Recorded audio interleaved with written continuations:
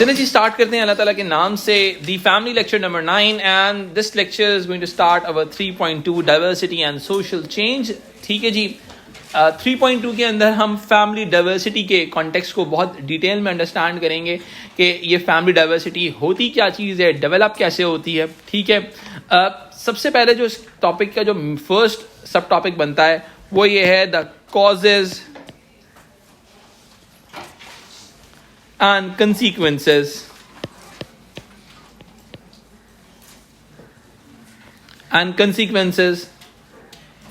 of changing patterns of। अब देखो, अब हमारे पास क्या क्या चीजों के पैटर्न्स को हम डिस्कस करने जा रहे हैं। सबसे पहले हम मैरिज के पैटर्न्स को स्टडी करेंगे, how the marriage patterns are changing। उसके बाद हम डिस्कस करेंगे cohabitation,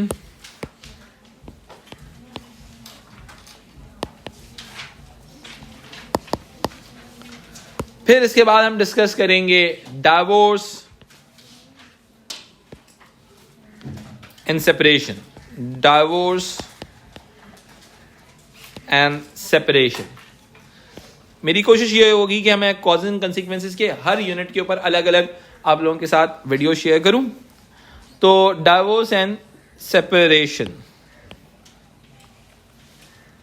तो जनाब हमारे पास इस तरह से हमारा 3.2 का फर्स्ट सब टॉपिक डेवलप होता है। देखिए इसके अंदर हम क्या डिस्कस करने जा रहे हैं, जो सबसे इंपॉर्टेंट चीजें अंडरस्टैंड करने वाली, which is all about the idea के जिसके अंदर हम बात करेंगे किस तरह से दुनिया में चेंजिंग्स आ रही हैं हमारे फैमिली के बेसिक ऑपरेशंस के अंदर। सही है, फैमिली के जो बेसिक ऑपरेशंस हैं वो है marriage, cohabitation, divorce and separation. ठीक है, तो भाई ये चीज को अंडरस्टैंड करना बहुत ही जरूरी है कि how the marriage patterns are changing, how the cohabitation is developing, how the divorce patterns are changing. देखिए याद रखिएगा, जब जब इन चीजों में अमेंडमेंट होगी, तो फैमिली डाइवर्सिटी इंक्रीज होगी। क्या हो जाएगी बेटा? फैमिली डाइवर्सिटी इंक्रीज हो जाएगी। ठीक है, अब मैं इस चीज को थोड़ा सा आगे लेके चलता हूं। आज की क्लास में हम डिस्कस करेंगे मैरिज को। हम मैरिज की टाइप्स वगैरह तो अंडरस्टैंड कर चुके हैं। याद रखिएगा, डाइवर्सिटी को जब जब आप अंडरस्टैंड करने जाएंगे तो याद रखें, डाइवर्सिटी को एक साइड पे एक चीज लिख देता हूं डाइवर्सिटी के हवाले से कि whenever we are going to discuss about diversity, आपने हमेशा दोनों एस्पेक्ट्स को बात करनी है। सबसे ज्यादा हम बात करते हैं डाइवर्सिटी में क्रॉस कल्चरल के, कुछ सोसाइटीज में डिफरेंट रियलिटी है और कुछ सोसाइटीज में डिफरेंट है। और दूसरा कॉन्टेक्स्ट होता है डाइवर्सिटी का जिसको हम कहते हैं हिस्टोरिकल, यानी कि टाइम टू टाइम, यानी कि वक्त के साथ साथ क्या कहते हैं चेंजेस आ रही होती हैं। देखिए हमने जो सबसे पहली हमारी ऑब्जर्वेशन है ना मैरिज के हवाले से, वो है the number of marriages are declining, यानी कि मैरिज का जो नंबर है वो डिक्लाइन हो रहा है। ठीक है, number of marriages and the marriage rate, and marriage rate is declining। जब मैं कहता हूं मैरिज रेट और नंबर ऑफ मैरिजेस डिक्लाइन हो रही हैं, यानी कि हम एक बात कह सकते हैं कि बहुत सारे लोग जो हैं वो मैरिज को प्रेफर नहीं कर रहे। इसकी बहुत बड़ी वजह ये होती है, ठीक है, बहुत सारे लोग marry at a later age को प्रेफर करते हैं। ठीक है, marry at a later age को। अब देखिए इसमें याद रखिएगा, जब मैरिजेस लेट होंगी तो रिप्रोडक्शन रेट, जो फर्टिलिटी रेट है वो कम हो जाएगा। याद रखिएगा, एक बात बहुत सिंपल सी है। ठीक है, marry at a later age, यानी कि बहुत सारे लोगों के प्रेफरेंसेस हैं। क्यों हो रहा है later age marriages? Career progression हैं, करियर के प्रोस्पेक्ट्स हैं, एजुकेशनल प्रोस्पेक्ट्स हैं। ठीक है, तो अब क्या होता है कि ये तमाम चीजें भी हो रही हैं। अच्छा, इससे होता क्या है कि हर ईयर के अंदर नंबर ऑफ मैरिजेस रिड्यूस होते जा रही हैं। ठीक है, अब बहुत सारे लोग हैं,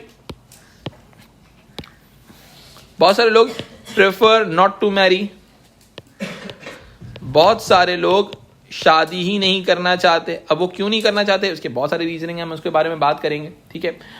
और यूके में देखा गया कि एक फर्स्ट मैरिज में जो डिक्लाइन है वो बहुत ज़्यादा है, ठीक है। अब एक यूके का एलिमेंट डिस्कस कर लेते हैं। यूके के अंदर डिक्लाइन इन फर्स्ट मैरिज। अब डिक्लाइन इन फर्स्ट मैरिज का मतलब है कि भाई फर्स्ट पार्टनर का, वन पार्टनर या सेकंड पार्टनर, उसकी सेकंड मैरिज होती है या थर्ड मैरिज होती है। अच्छा, उसमें होता ये कि सीरियल मोनोगमी का कॉन्सेप्ट है, ठीक है। They used to close one chapter and they used to open another chapter. Decline in first marriage,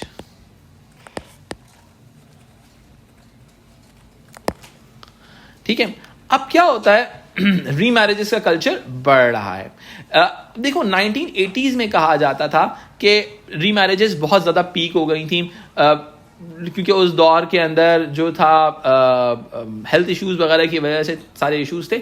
लेकिन over the period of time देखा गया कि फिर वो डिक्लाइन का शिकार हो गई, यानी कि रीमैरिजेस कम होना शुरू हो गई, ठीक है, क्योंकि उस वक्त दूसरे फैक्टर्स थे। अब क्या हुआ, आज की दुनिया के अंदर फैक्टर्स डिफरेंट है, लोगों के पर्सनल प्रेफरेंसेस बहुत डिफरेंट है, ठीक है। अगर मैं आपको साथ थोड़ा सा रीमैरिज का एनालिसिस करूं आपके साथ, तो अगर हम इस चीज को देखते हैं, remarriage,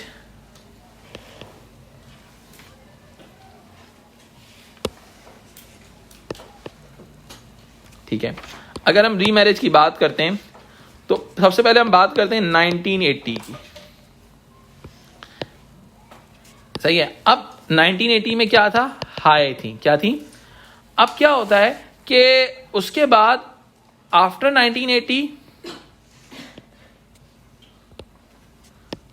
after 1980 these marriages were decline, क्योंकि देखें उस जमाने में लोग मर जाते थे, ये तमाम इश्यूज थे, हेल्थ इश्यूज की वजह से ज्यादातर होती थी। क्योंकि अब क्या हुआ, क्या कहते हैं, अगर हम इस चीज को देखते हैं, remarriages peaked in the 1980s and have since slowly declined, but as a percentage of all marriages, remarriages has doubled in the past 50 years, ठीक है। यानी कि past 50 years में marriages जो हैं ये डबल हो गई remarriages, ठीक है। अब क्या होता है कि 21st सेंचुरी के अंदर बहुत ज्यादा हो गई, यानी कि बहुत डबल्ड हो गई। अब जरा देखिएगा, 21st सेंचुरी की अगर हम बात करते हैं तो टोटल मैरिजेस का डबल्ड हो गई, यानी कि ये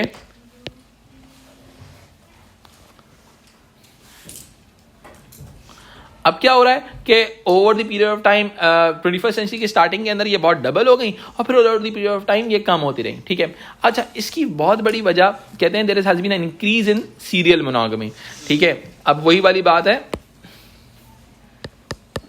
इंक्रीज हुआ है इन सीरियल मोनोगमी, यानी कि मैरिज, डाइवोर्स, रीमैरिज, यानी कि अब जाहिर सी बात है डाइवोर्स भी बढ़ रही है, ठीक है। यानी कि एक लाइफ टाइम के अंदर क्या कहते हैं, मल्टीपल पार्टनर्स उसकी जिंदगी में रहे, ठीक है।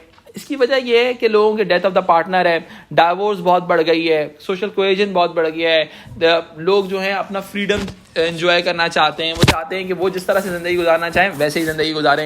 If they are not comfortable with the partner, they used to change the partner, ठीक है। अच्छा, इसकी जो अगर हम आगे लेके चलते हैं इसके अंदर कि भाई हमारे पास कॉजेज ऑफ मैरिटल चेंजेस क्या है, कॉजेज ऑफ मैरिटल चेंजेस, कि भाई over the period of time ये जो मैरिजेस में चेंज आ रहा है वो मैरिजेस में चेंज क्यों आ रहा है, ठीक है। अब इस चीज को थोड़ा सा बुक से रेफर करते हैं।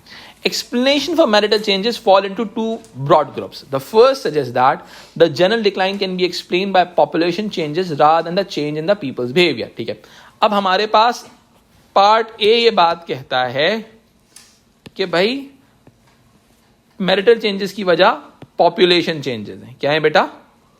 पॉपुलेशन चेंजेस हैं।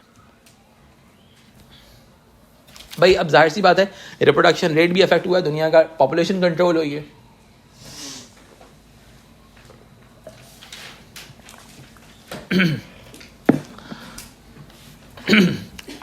अब क्या हुआ, marriages in the UK was most popular just after the Second World War and during the 1970s, during these periods there was a baby boom। यानी कि आप क्या कहते हैं कि भाई सेकेंड वर्ल्ड वॉर के बाद मैरिजेस बहुत ज्यादा बढ़ गई दुनिया इंतजार कर रही थी, ठीक है। इंक्रीज इन मैरिज,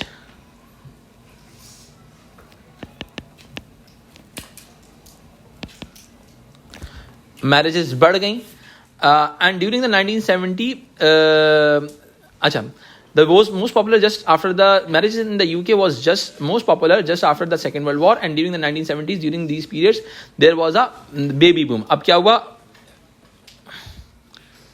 एक increase in marriage second world war के बाद हुआ और एक हुआ 1970s के बाद।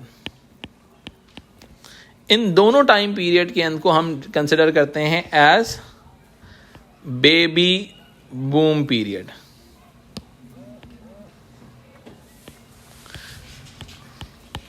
ठीक है। When a greater than average number of babies were born over a relatively short time. Second World War had prevented many couples starting a family and by the 1950s the average time of family completion was a historically short 10 years. यानी कि उस 10 सालों के अंदर बहुत ज़्यादा marriages हुई और बच्चे आए इस दुनिया के अंदर. This produced a population growth, a rapid temporary increase in the number of children. This goes some way to explaining both an increase in the marriages and childbirth during 1950s and the number of marrying in 1970s. अब देखो मेरी बात सुनो, अब क्या हुआ, child second world war के बाद हो क्या रहा है, अब जरा सा इस चीज़ को मैं थोड़ा सा तुम्हें ना और बेहतर करके एक्सप्लेन करता हूँ ताकि तुम्हें थोड़ा बेहतर। अब देखो हुआ क्या,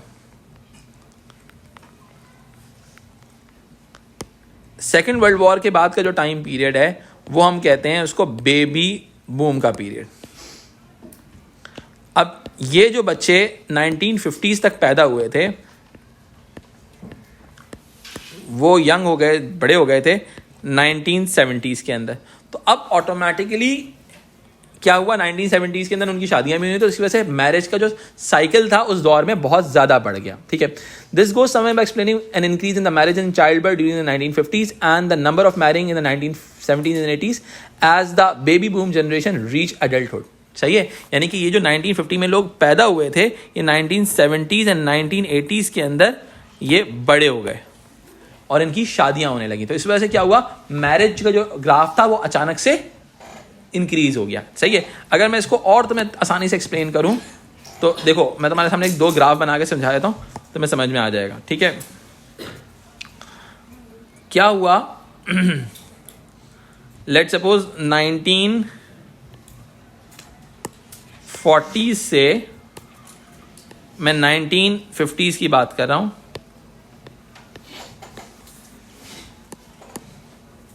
अब यह है रिप्रोडक्शन का.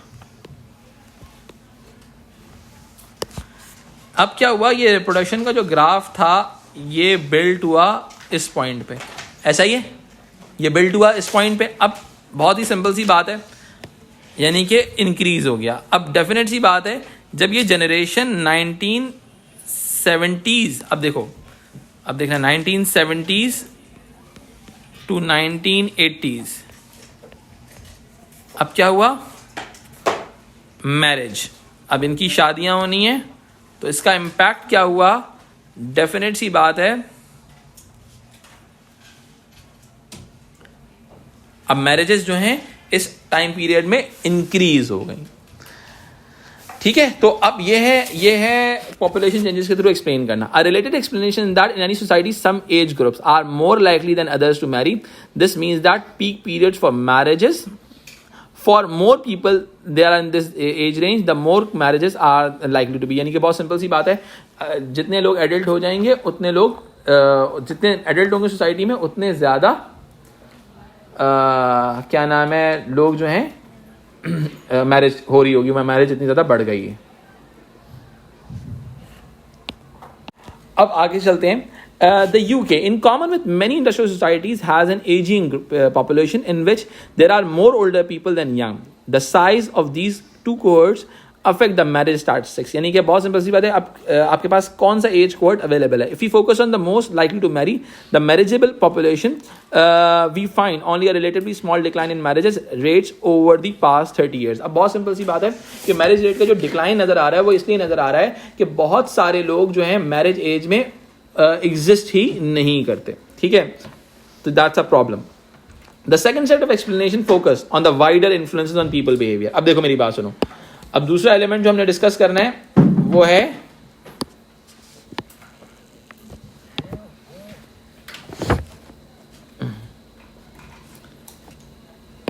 wider influences on people's behavior.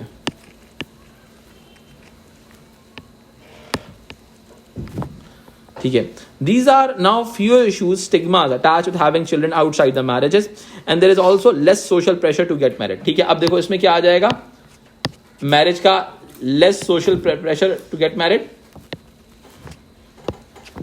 less social pressure. पहले जमाने में सोशल प्रेशर बहुत ज्यादा था, तो लोग आज के दौर में मैरिज भी नहीं कर रहे इस वजह से. Women now have more career opportunities. सही है. करियर एक बहुत इंपॉर्टेंट एलिमेंट है, एस्पेक्ट है इस चीज का. फाइनेंशियल इंडिपेंडेंस हासिल करना चाहते हैं. Less economic pressure for them to marry है. Increase female financial career, personal independence हो गया. ठीक है. Increase female independence, increased female independence. ठीक हो गया. इसके अलावा बहुत सिंपल सी बात है, marriage is a life style choice. एक बहुत इंपॉर्टेंट एस्पेक्ट है इस चीज का. Marriage is a life style choice. आपकी मर्जी है, चूज करना चाहें कर लें, नहीं करना चाहें ना करें. ठीक है. अच्छा, इसके अलावा दूसरी एलिमेंट एस्पेक्ट क्या है इस चीज का, कोहैबिटेशन बढ़ती जा रही है दुनिया के अंदर. ठीक है. इसकी वजह से क्या हो रहा है, कोहैबिटेशन की बढ़ने की वजह से भी मैरिजेस रेट डिक्लाइन हो रहे हैं. ठीक है. सेल्फ एंड जीले कहते हैं दैट फेलिंग, कहते हैं सेल्फ एंड जीले suggest that failing marriage and rising cohabitation are the result of more people choosing to delay marriages until later in life. Secularisation एक बहुत बड़ा इंपॉर्टेंट एलिमेंट है कि रिलीजियस एलिमेंट चेंज हो रहे हैं. पहले लोग रिलीजन की वजह से मैरिज कर लिया करते थे. इसको भी मेंशन कर लेते हैं हमारे पास, सेक्युलराइजेशन.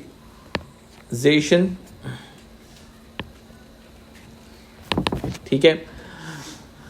तो बैक हमारे पास इसके अंदर दो थ्योरीज आ सकते हैं. सेल्फ एंड जीले आ सकते हैं, बैक आ सकते हैं. कि people in post modern society increasingly assess the likely risk and consequences of their actions. यानी कि बैक एक्चुअली थ्योरिस्ट है जिसने बात की है किस चीज की,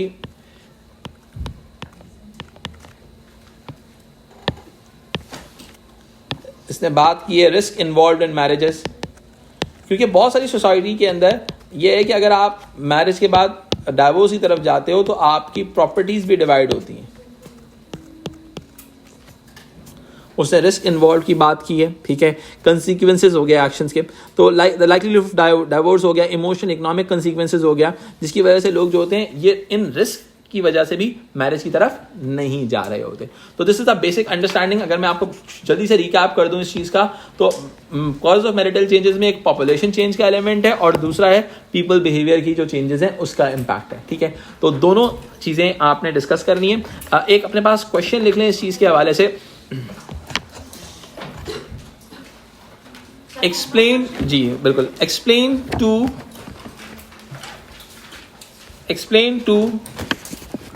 marital changes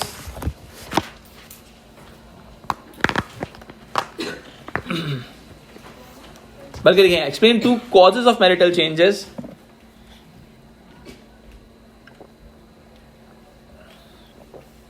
explain to causes of marital changes in modern industrial societies.